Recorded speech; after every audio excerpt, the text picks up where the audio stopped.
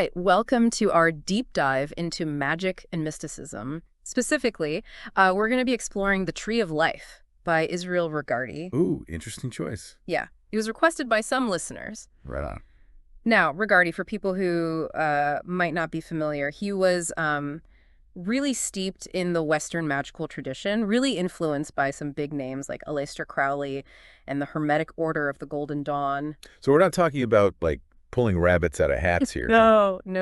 This is some serious, deep, esoteric stuff. I mean, the Tree of Life itself, it's more like a blueprint, almost like a cosmic GPS for understanding the universe. So it's like a guide to understanding reality itself. That's a great way to put it. And the insights it provides are surprisingly relevant, even to the challenges we face today. Speaking of challenges, Regardie, he's not exactly optimistic about humanity's current state, is he? Not exactly. He kind of sees us as floundering, like we've lost our way, become disconnected from our spiritual roots. And that disconnect is kind of at the root of a lot of our problems, both individually and collectively, right? That's what he suggests, yeah.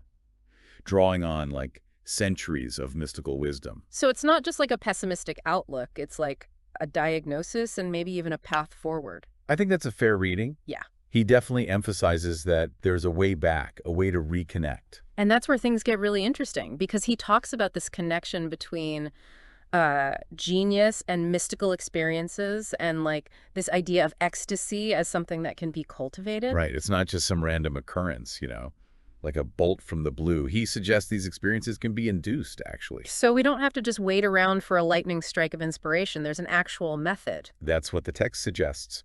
Through specific practices, training, you can sort of open yourself up to these transcendental experiences. So what's the method? Tell me more. Well, that's where the role of the mystic comes in. Okay, so we're going full-on mystic now. In a way, yeah. Think of the mystic as, like, an artist. But instead of working with paint or clay, they're working with the raw materials of the spiritual realm. So they're like spiritual explorers, charting unknown territory. Exactly. Bridging the gap between the everyday world and the divine. It sounds kind of dangerous, though. Regardie even mentions that their successes and failures can impact all of humanity. It's high-stakes stuff, for sure.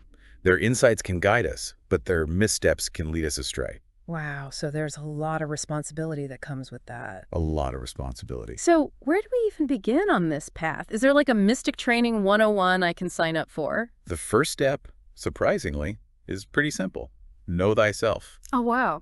That sounds familiar. It's that inscription on the Temple of Apollo at Delphi, right? Right. Know thyself.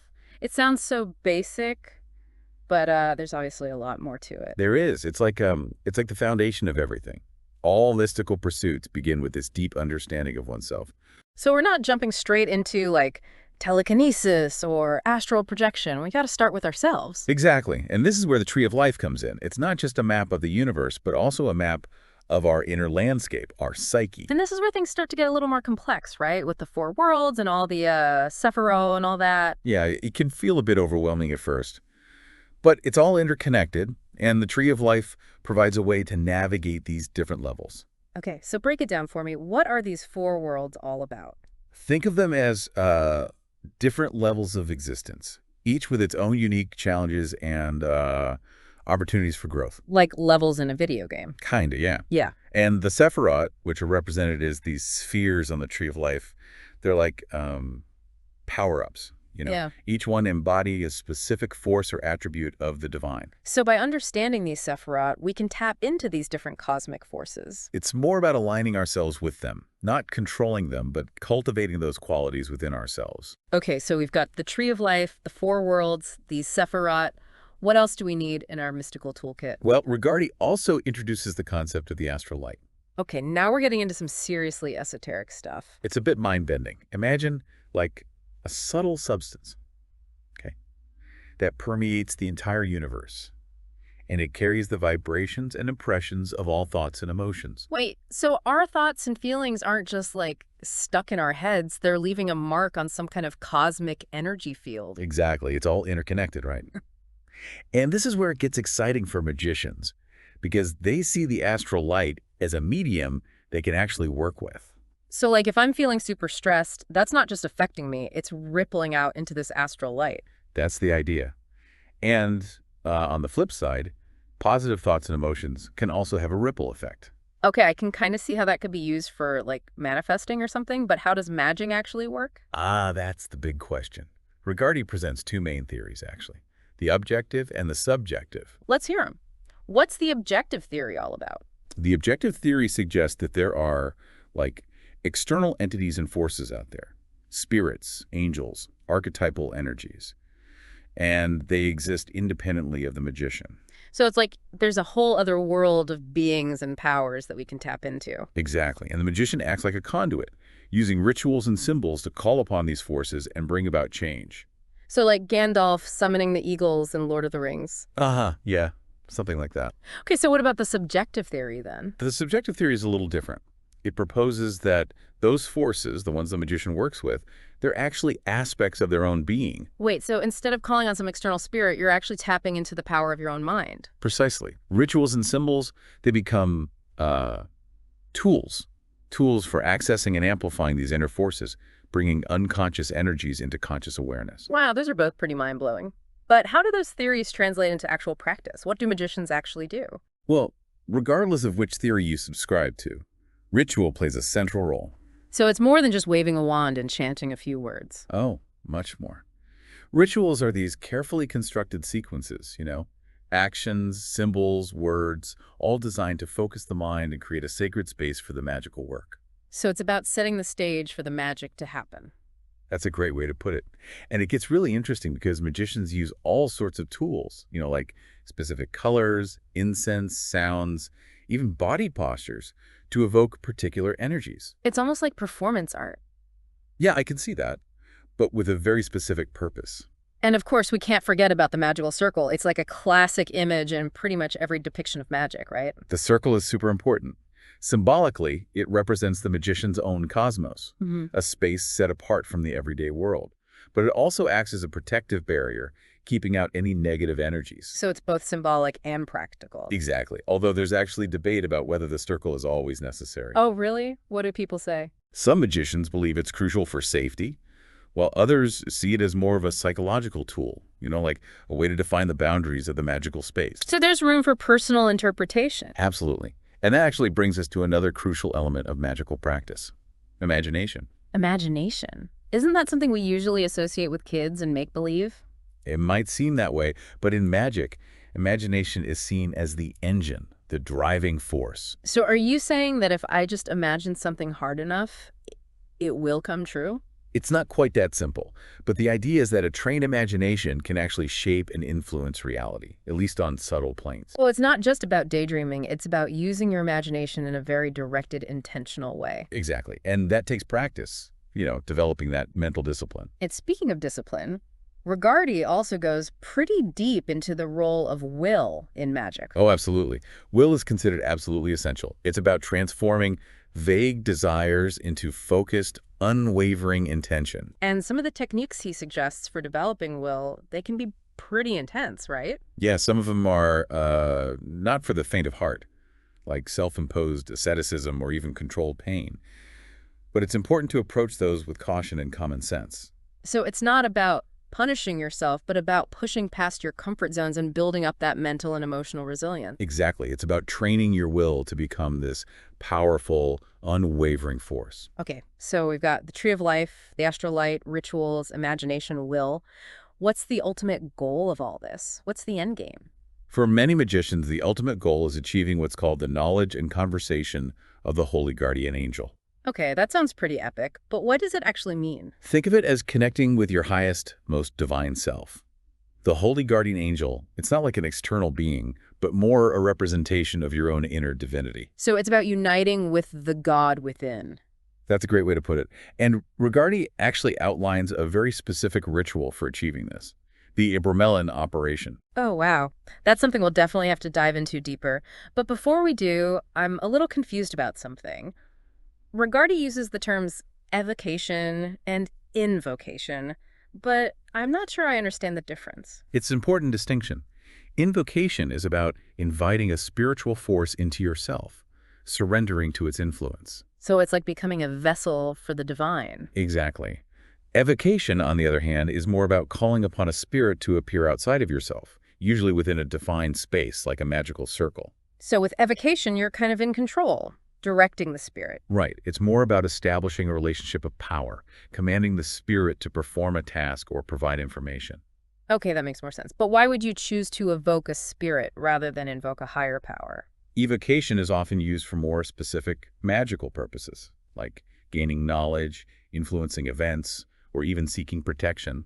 It's a more uh, practical approach, I guess you could say. So both have their place depending on what you're trying to achieve. Exactly. But both require a deep understanding of the forces at play and a certain level of spiritual maturity. So we're not talking about like summoning demons in your basement. Haha, definitely not.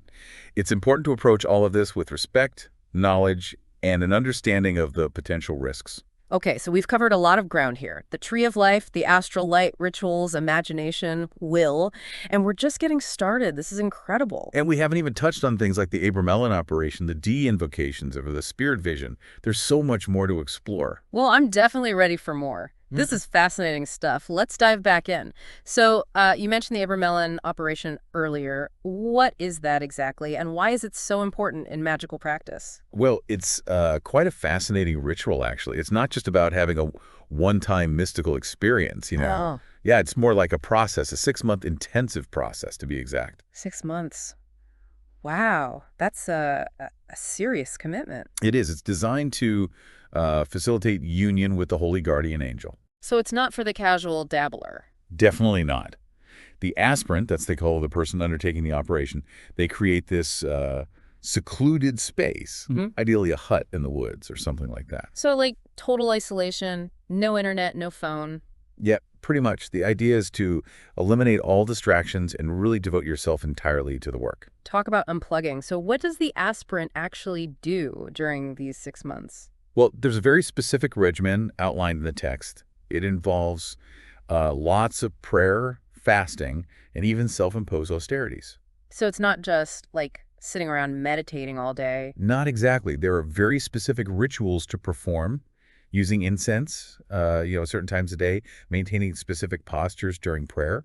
It's quite elaborate. It sounds pretty intense, both physically and mentally. It is. The idea is that by purifying the body and mind and really focusing the will, the aspirant creates the conditions for the holy guardian angel to manifest. Okay, so you go through this intense 6-month process and then boom, you meet your holy guardian angel. You could say that.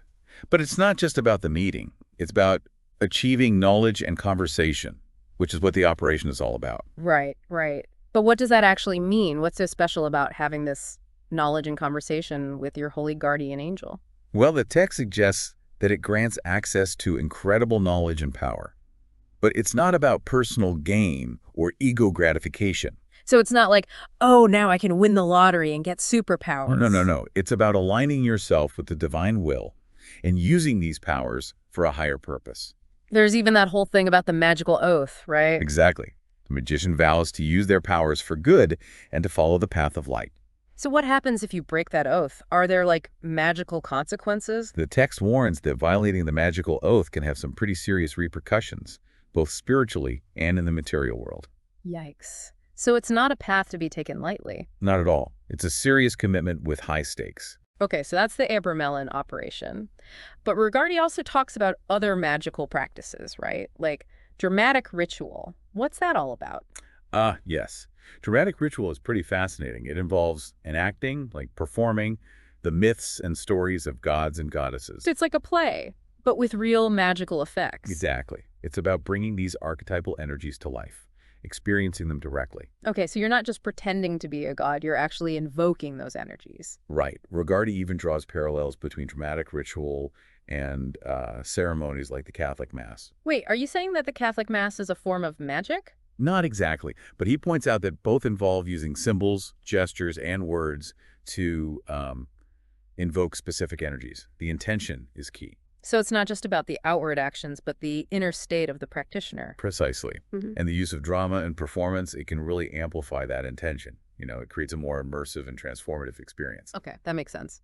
Now, what about these D-invocations that Regardie mentions? They sound pretty mysterious. Oh, they are. They're these series of angelic communications supposedly received by John Dee and Edward Kelly, through crystal gazing. Crystal gazing, that sounds like something out of a fantasy novel. I know, right? But Dee was actually a respected scholar and alchemist, and he very meticulously recorded these communications in his journals. So what do these invocations actually do? Like, what kind of powers are we talking about? They cover a wide range of purposes: protection, gaining knowledge, even commanding spirits. But Regardie warns that they are incredibly potent and should only be used by those with a deep understanding of magical principles. So not something to try at home on a whim. Probably not. It's Yeah. important to remember that working with these forces is not a game. Right, right. But does any of this stuff actually work? Is there any evidence to support these claims of magical powers and spiritual transformation? That's the million-dollar question. It really comes down to personal experience and belief. So you're saying it's about taking a leap of faith. I'd say it's more like a leap of curiosity. Throughout history, there have been countless individuals who have claimed to achieve remarkable results through magical practice. But there's no, like, scientific proof. Not in the traditional sense, Yeah. but magic deals with subtle energies and subjective experiences, things that are hard to measure with scientific instruments. So it's more about the inner transformation than, like, bending spoons with your mind. Exactly. Although, who knows? Maybe that's possible too.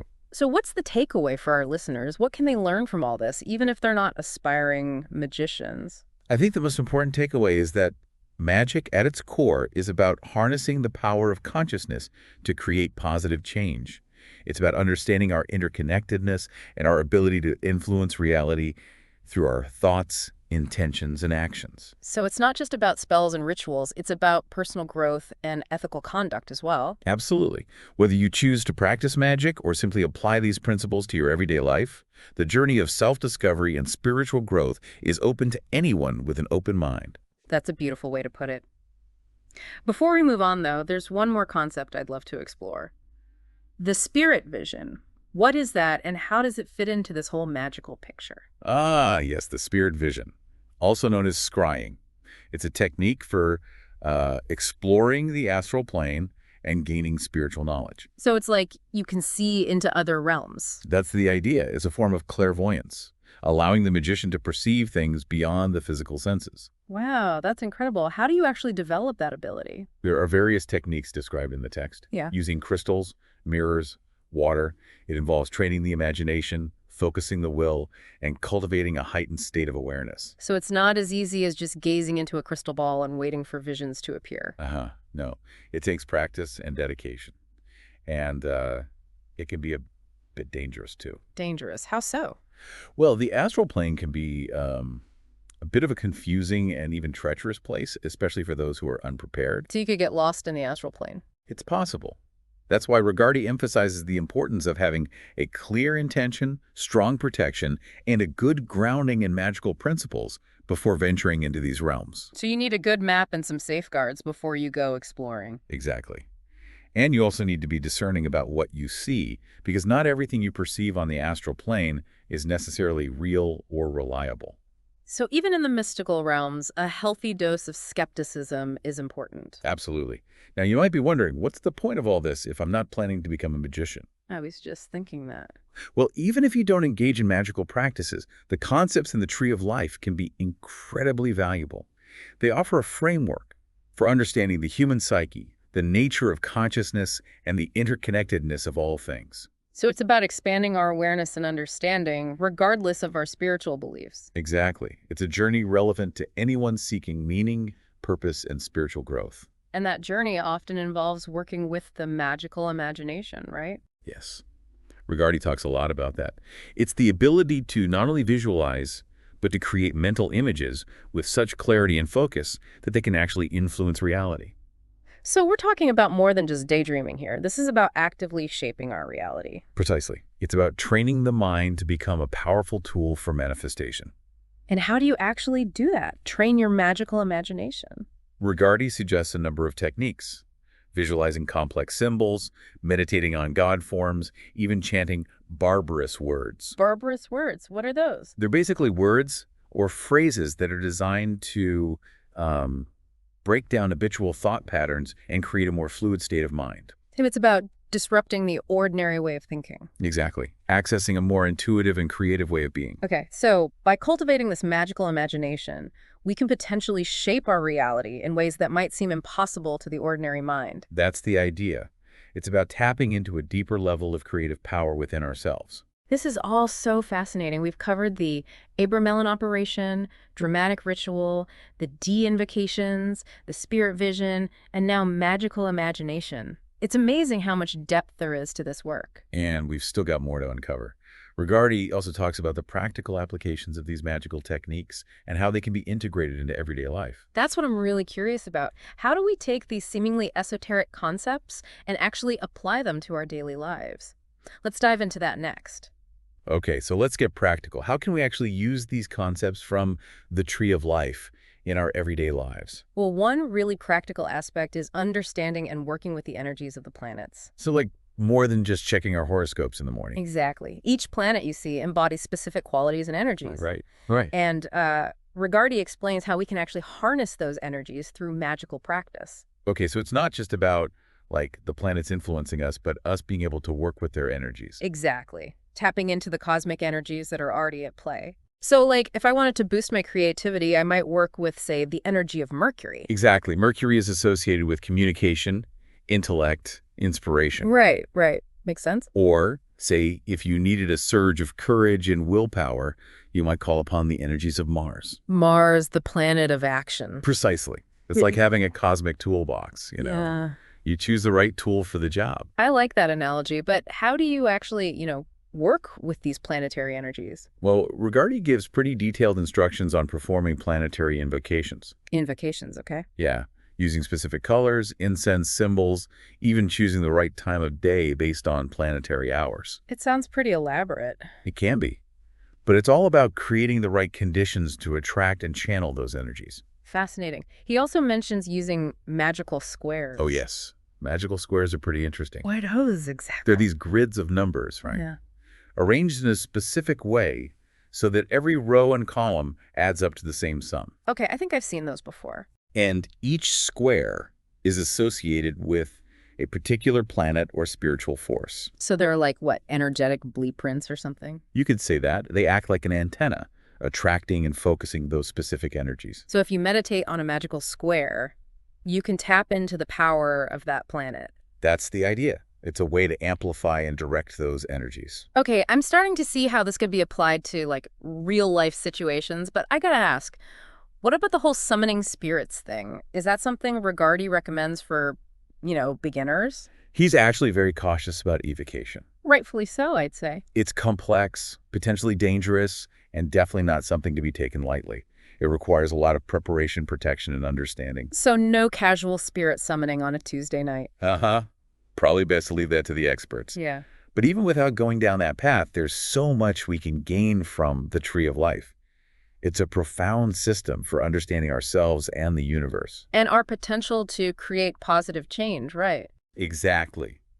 Whether we choose to walk a magical path or not, the journey of self-discovery is something we can all embark on. And the Tree of Life provides a roadmap. A guidebook, a framework for that exploration. I think that's a beautiful way to sum it up. We've covered so much in this deep dive. It's incredible. From magical rituals to the power of the imagination, the Abramelin operation, planetary energy. And everything in between. It's been a wild ride. But one thing that really sticks with me is this idea that the real magic lies within each of us. That's the heart of it, isn't it? The Tree of Life just helps us to see that potential, to tap into that power. It illuminates the path. Well, on that note, I want to thank you for joining us on this incredible journey into the world of the Tree of Life. It's been a pleasure. We hope you've learned something new, gained some insights, and maybe even felt a spark of that inner magic. Keep exploring. Exactly. Keep exploring, keep questioning, and keep the magic alive. Until next time.